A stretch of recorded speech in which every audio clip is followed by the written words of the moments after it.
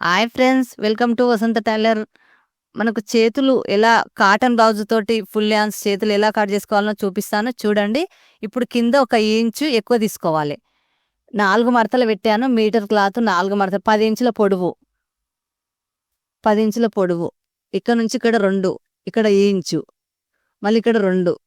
ఇప్పుడు ఈ విధంగా మనకు రౌండ్ షేప్ చేసుకోవాలి. ఏ విధంగా రౌండ్ షేప్ చేసుకోవాలో నేను కొలత తీసి చూపిస్తా చూడండి. ఇప్పుడు ఇక్కడ 10 తీసుకున్నాం కదా, ఇక్కడ 7 ఇంచులు తీసుకోవాలి. పర్ఫెక్ట్ కొలత.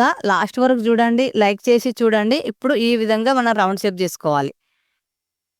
ఇప్పుడు వచ్చేసి మనం కుట్లు వేసుకోవాలి కదా. కుట్ల కోసం నేను 7 ఇంచుల వెడల్పు తీసుకొని ఈ విధంగా క్రాస్గా మనం గుర్తు పెట్టుకోవాలి.